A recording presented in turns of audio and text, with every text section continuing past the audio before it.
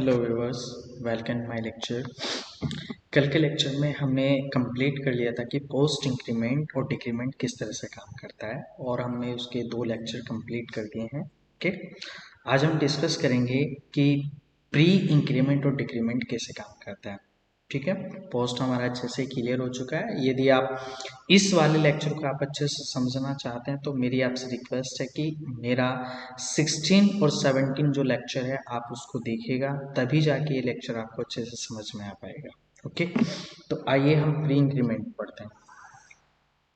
तो पहले मैं प्री इंक्रीमेंट का थोड़ा सा ओवरव्यू बता देता हूँ कि वो काम कैसे करता है। ठीक है, देखिए मैं आपको इसके बारे में बता देता हूँ थोड़ा सा।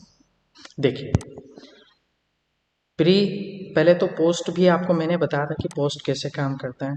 ठीक है ना, मैं ऐसे पहन लेता हूँ ये वाला। ठीक है, देखिए मेरे पास सपोज करो एक x है और x की वैल्यू अगर मेरे पास 3 है।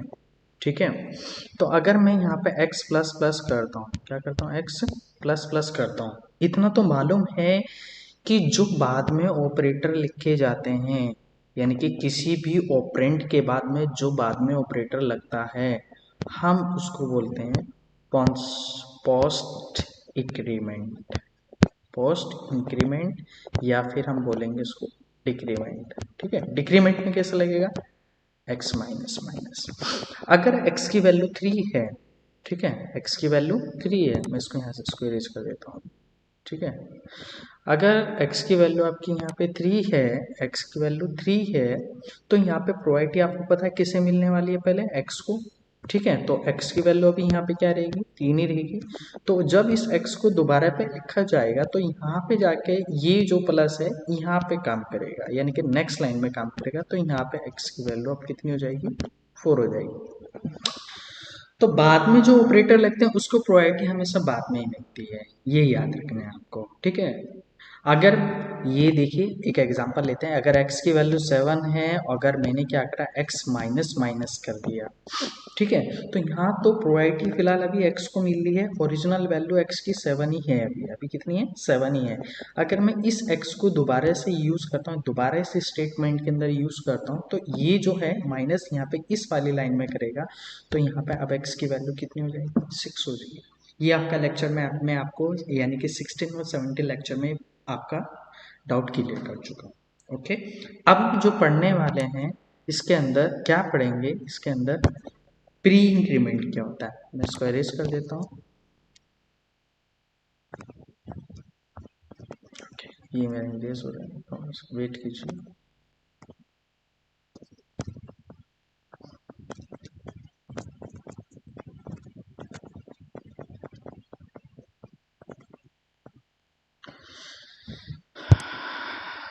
अब देखिएगा, मान लो सपोज कीजिए अब हम पढ़ेंगे pre increment. Pre increment, sorry, pre increment and decrement. ठीक है, पोस्ट तो हमारे समझ में आ चुका है। प्री में क्या होता है, देखिए प्री में पहले लगता है, अगर x की वैल्यू यहाँ पे आपने यहाँ पे 6 असाइन किया, कितना, 6 असाइन किया, इस बार मैं ऑपरेटर पहले लगा देता हूँ और यहाँ पे मैंने ऑपरेंड का नाम लिख दिया। तो यहाँ पे देखिए इस कंडीशन में क्या होने वाला है, इस कंडीशन में पहले जो प्रोबेबिलिटी मिलेगी वो ऑपरेटर को मिलेगी। पहले किसको मिलेगी, अब ऑपरेटर। अगर हम पहले क्या कर रहे थे, x प्लस प्लस कर रहे थे, तो यहाँ पहले प्रोबेबिलिटी किसे मिल रही थी, ऑपरेंड को, यानी कि वेरिएबल्स को मिल रही थी। किसको मिल रही थी, वेरिएबल को। लेकिन जब इसको पहले लिख दिया गया तो इसको प्रोबेबिलिटी पहले मिलेगी। तो इसका मतलब क्या होगा, प्रोबेबिलिटी मिलेगा, अगर x की वैल्यू 6 है तो इसका मतलब x प्लस प्लस x का मतलब एक वैल्यू यहीं पे इंक्रीमेंट हो जाएगी, साथ के साथ यहाँ पे हो जाएगा 7, यहीं कहीं इसका आंसर 7, यहीं कहीं आप इसकी वैल्यू अपडेट हो जाएगी। इसी लाइन में x की वैल्यू अपडेट हो जाएगी। तब कि इसमें क्या था, अगर x की वैल्यू यहाँ पे आपके 6 है तो यहाँ पहले 6 होगा, और इस x को दोबारा लिखे जाएंगे तो सेकंड लाइन में x की वैल्यू अपडेट होती, तब यहाँ पे 7 आ रहा था। यानी कि इसके लिए मुझे 2 स्टेटमेंट यानी कि 2 टाइम्स इसको लिखना पड़ता था, तब जाके वैल्यू अपडेट हो रही थी। इसे एक लाइन में ही अपडेट हो रहा है तो इसलिए इसको प्री बोलते हैं। प्री का मतलब ये भी होता है कि जो पहले लिखा गया है ऑपरेटर। तो यहाँ पे देखिए इसकी फर्स्ट लाइन में ही वैल्यू इंक्रीमेंट हो रही है। ओके, तो आइए अब हम आगे थोड़ा सा और आगे करते हैं इसमें डिस्कस। ठीक है, पेन अगर मैंने क्या करा, x इक्वल्स टू यहाँ पे 9 कर दिया और यहाँ पे प्लस प्लस x किया, तो अब x का वैल्यू कितना आ जाना चाहिए, यही कहीं आप बताइए, 10 हो जाएगा कि नहीं हो जाएगा? बिल्कुल हो जाएगा। ठीक है, अगर मैंने यहाँ पे माइनस माइनस x कर दिया है तो अब यहाँ पे देखिए x की लेटेस्ट वैल्यू फिलहाल क्या है, 10 है। अगर मैं माइनस करता हूँ, ये कहीं क्या वैल्यू अपडेट हो जाएगा, 9 हो जाएगा। ठीक है, यहाँ तो बहुत आप यहाँ पे तो इसमें बहुत कम समझ में आ रहा होगा, इसको हम थोड़ा सा कोड में करके देखते हैं, वहाँ आपको और अच्छे से क्लियर हो जाएगा।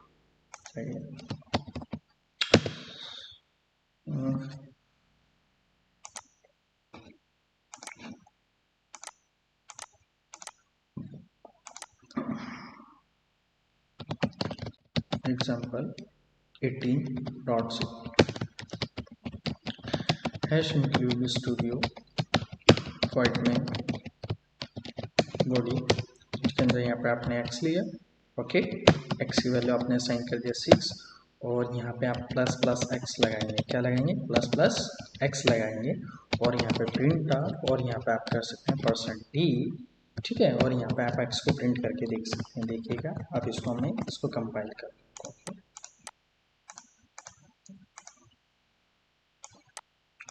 GCC, यहाँ पे आ जाएगा आपका एग्जाम्पल 18.c और की प्रेस करके आप यहाँ पे एंटर करेंगे तो देखिए x की वैल्यू 6 थी तो अपडेट होकर 7 आ गई। लेकिन अगर यहाँ पे हम x प्लस प्लस कर दें, x प्लस प्लस कर दें, तब भी तो 7 आ रहा है, तब दोनों में क्या फर्क है? बात तो वही होगी ना। लेकिन यहाँ पे ऐसे नहीं समझ में आएगा, इसको समझने का एक तरीका है। देखिए मैं आपको दिखाता हूँ, आपको भी डिफरेंस पता लग जाएगा। ओके, एग्जाम्पल 19.c, यहाँ देखिए hash include studio dot H void में मैं क्या करता हूँ, 2 वेरिएबल के अंदर वैल्यू असाइन करता हूँ, int x and y। Okay, 2 variable मैंने यहाँ पे डिक्लेयर किया। Okay, and x assigns 6 and y assign 3. Okay, x plus plus and y plus plus। अब देखते हैं कि अपडेट होके कौन आता है। इसको यहाँ पे ना करके हम इसको प्रिंट स्टेटमेंट में चेक करेंगे, वो ज़्यादा अच्छा है। %d और यहाँ पे हम क्या करेंगे, x प्लस प्लस करेंगे, x प्लस प्लस और यहाँ पे आ जाएगा आपका प्लस प्लस y। तो अब हमें ये देखना है कि फर्स्ट लाइन में कौन अपडेट होता है। ये भी देखिए x जो है अपने आप में एक पोस्ट इंक्रीमेंट है और y अपने आप में एक प्री इंक्रीमेंट है। तो अब जब हम इस फाइल को सेव कर देंगे और कंपाइल करेंगे तो अब हमें ये देखना है कि फर्स्ट स्टेट में कौन अपडेट हो रहा है। तो यहाँ पे आपको पूरा डाउट क्लियर हो जाएगा। एग्जाम्पल 19.c रिप्रेस, तो आप चेक कर सकते हैं, यहाँ पे देखिए x की वैल्यू 6 थी तो देखिए यहाँ पे 6 तो सेम आ रहा है, यानी कि उस लाइन में अपडेट नहीं हुआ है। उसके बाद अगर मैंने इस x y में देखो, y की वैल्यू 3 है तो y देखो उसी लाइन में अपडेट हो चुका है, तो y इक्वल्स टू 4 हो चुका है। अगर ये भी देखना चाहते कि सेकंड लाइन में अपडेट हो रहा है कि नहीं हो रहा है, तो उसका भी आप यहाँ पे सेकंड लाइन में आप यहाँ पे %d/d यहाँ पे आप इसको इस तरह से प्रिंट करके देख सकते हैं x और y। तो अब देखेंगे अब हमारा आउटपुट क्या होना चाहिए, इसके अकॉर्डिंग आउटपुट क्या होना चाहिए। देखिए अगर x की वैल्यू 6 है तो यहाँ पे तो 6 ही है, कोई दिक्कत नहीं। मेरा आउटपुट क्या आया था, 6 आया था और 4 आया था। तो इस वाली लाइन में मेरा आउटपुट क्या होना चाहिए, इस वाली लाइन में मेरा x अगर यहाँ पे अपडेट नहीं हुआ तो यहाँ तो होना है, तो x 6 है तो इसका मतलब x कितना हो जाना चाहिए, 7। y तो अपडेट हो चुका है, y दोबारा अपडेट नहीं होगा। प्री इंक्रीमेंट में केवल एक ही बार अपडेट होता है, तो यहाँ पे अगर y 4 हो चुका है, 3 से 4 हो चुका है, तो इस लाइन में भी आंसर हमारा y का 4 ही रहेगा। तो एक बार मेरा जो आउटपुट है वो 6-4 आया है, एक बार मेरा आउटपुट 7-4 आना चाहिए। ओके, तो आइए GCC एग्जाम्पल 19.c प्रेस करके एंटर। तो सॉरी थोड़ा मिस्टेक हो गया है, थोड़ा ये मिस्टेक हो गया कि यहाँ पे मैंने स्लेस एन नहीं यूज़ किया है। तो अब हम इसको CLS कर लेते हैं तो और अच्छा रहेगा। GCC एग्जाम्पल 19.c ये प्रेस करके एंटर। तो अब यहाँ पे देखिए मेरी जो फर्स्ट लाइन है वो बिल्कुल सही मैच होगी, 6 4 आ गया। ओके, सेकंड लाइन में मेरा आंसर क्या आ गया, 7 4 आ चुका है। ओके, तो अब आपको ये डाउट क्लियर हो गया होगा कि प्री इंक्रीमेंट कैसे काम करता है, पोस्ट इंक्रीमेंट किस तरह से काम करता है। ठीक है, इनको लूपिंग के अंदर भी बहुत अच्छे से समझेंगे, लूपिंग के अंदर ये किस तरह से काम करता है। जब हमारा इटरेशन स्टेटमेंट चलेगा उसमें भी हम इसको अच्छे से और क्लियर करके चलेंगे, वहाँ और अच्छे से आपको समझ में आने वाला है। तो आइए भाई एक और हम थोड़ा सा एक और कोड समझ लेते हैं अच्छा सा। ठीक है, एग्जाम्पल यहाँ पे दे दिया मैंने, यहाँ पे 20.c hash include studio.h part name body read app के अंदर मैंने यहाँ पे कर दिया ए। अब यहाँ पे देखो ए की वैल्यू मैंने 5 दिया, यहाँ पे मैंने ए प्लस प्लस और यहाँ पे मैंने क्या करा प्लस प्लस ए, उसके बाद प्रिंट ऑफ के अंदर यहाँ पे मैंने क्या करा %d स्लेस n और यहाँ पे मैंने कर दिया ए प्लस प्लस के बाद प्रिंट ऑफ के बाद यहाँ पे %d। ओके, और यहाँ पे हमने कर दिया ए प्लस प्लस और ए प्लस प्लस के बाद यहाँ पे प्रिंट ऑफ के बाद यहाँ पे %d यहाँ पे ए। अब हम देखते हैं कि मेरा आउटपुट क्या होने वाला है। यहाँ पे हम आउटपुट को जनरेट कर लेते हैं। यहाँ पे देखिएगा ए असाइन 5, ओके, ए कितने के असाइन हो गया, 5 के असाइन हो गया। तो यहाँ पे आंसर कितना होने वाला है, यहाँ तो 5 ही होगा। अपडेट कहाँ पे होगा, यहाँ पे। अब यहाँ पे देखिए ये वाला पोस्ट है ना, पोस्ट है, और आपको क्या पता है जब पोस्ट होता है वो नेक्स्ट लाइन में इंक्रीमेंट होता है कि नहीं होता है। तो इसकी लाइन में कितना हो गया, 6 हो गया। कितना हो गया, 6। लेकिन यहाँ पे अगर आप देखेंगे ध्यान से, यहाँ प्री भी लगा हुआ है तो ये भी अपडेट होना, तो इसका मतलब यहाँ पे कितना होने वाला है आंसर, 7। समझ आया, देखिए दोबारा से, ए की वैल्यू 5 है, ये पोस्ट है तो यहाँ तो 5 ही रहेगा। अब इसका इंक्रीमेंट कहाँ होगा, यहाँ पे, तो कितना हो जाएगा 6, और प्री भी लगा हुआ है तो इसका मतलब यहाँ पे कितना हो गया, 7 हो गया। ओके, अब जब 7 हो गया तो अब यहाँ पे आया, इसका अपडेशन तो हो गया कंप्लीट यहाँ पे।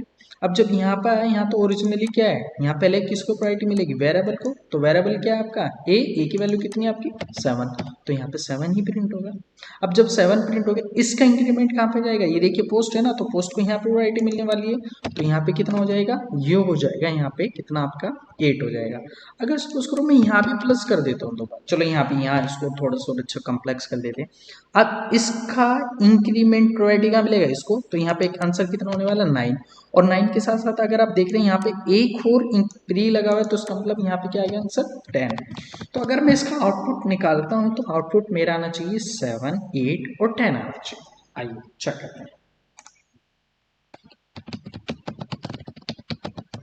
एग्जाम्पल 20.c देखिए 7 8 10 बिल्कुल सही है।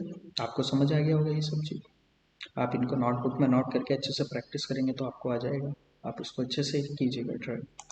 ठीक है, एक और लास्ट कोड बना लेते हैं, ठीक है, कल दूसरा एक और अच्छा सा कॉम्प्लेक्स लेक्चर तैयार करेंगे। ये तो बहुत इजी है, थोड़ा सा और इसको कॉम्प्लेक्स करते हैं।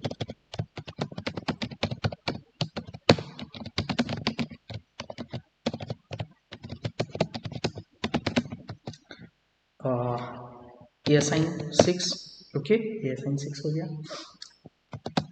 प्लस प्लस प्रिंट ऑफ के बाद %d slash n comma plus plus a minus minus a minus minus के बाद प्रिंट ऑफ, फिर मैंने %d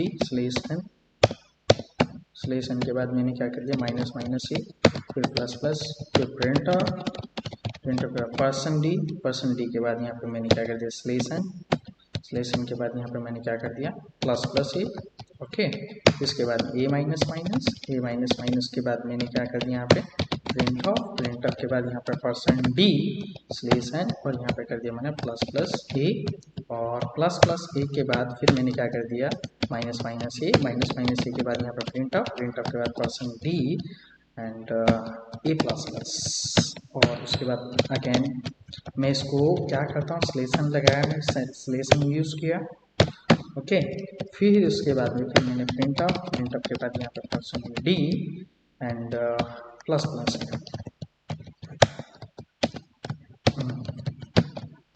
अब देखते हैं इसका आउटपुट क्या है। चलो यहाँ पे पहले हम आउटपुट बनाते हैं। तो मैं सबसे पहले आपको ये कहूँगा कि मेरा वीडियो को इसको पॉज कीजिएगा, ओके, और इसको नोटबुक में नोट करके आप इसका अपना आउटपुट बनाइएगा और फिर मुझे कमेंट में करिएगा इसका आउटपुट क्या है। फिर ठीक है, फिर आप मेरे आउटपुट से मैच करके देखना। देखिए यहाँ पे ए का वैल्यू क्या है, यहाँ पे 6 है, ठीक है। अब 6 है तो यहाँ पे क्या है, पोस्ट है, तो पोस्ट है तो इसका मतलब यहाँ पे 6 ही रहने वाला है, यहाँ प्रायोरिटी ए को मिल रही है, ओके।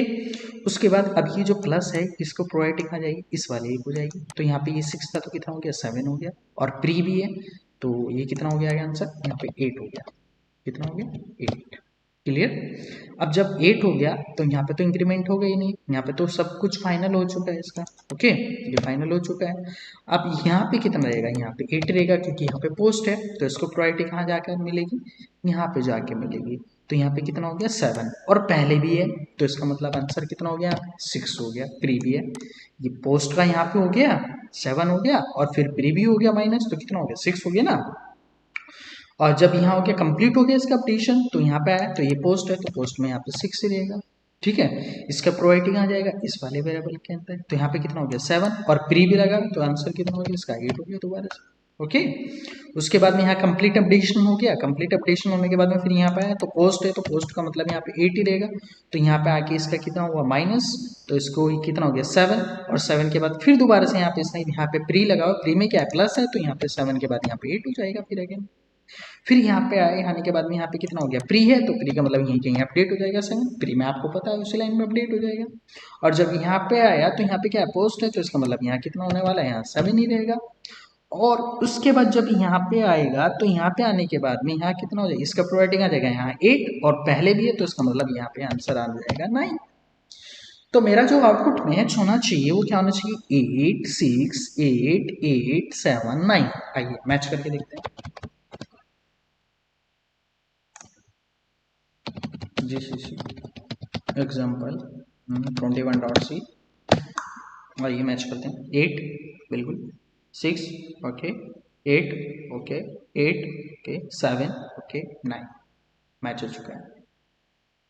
आपको जहाँ तक उम्मीद है ये बहुत सारी चीज़ें इसके अंदर आपको ये समझ आ गई होंगी, पोस्ट और प्री में क्या डिफरेंस होता है, ओके। आज तो हम थोड़ा सा ये सिंपल लेक्चर बनाए, कल का जो मेरा लेक्चर होगा थोड़ा इसको कॉम्प्लेक्स होगा लेके, ठीक है। जिस तरह से हमने पोस्ट में 2 लेक्चर तैयार किए थे, इसी तरह की ये आज इसका फर्स्ट लेक्चर है प्री इंक्रीमेंट का, कल हम इसको थोड़ा सा और एडवांस तरीके से बनाएंगे, ओके। बस यदि आपको मेरा वीडियो अच्छा लगा है तो इसको प्लीज़ ज़्यादा से ज़्यादा लाइक कीजिएगा, ज़्यादा से ज़्यादा शेयर कीजिएगा।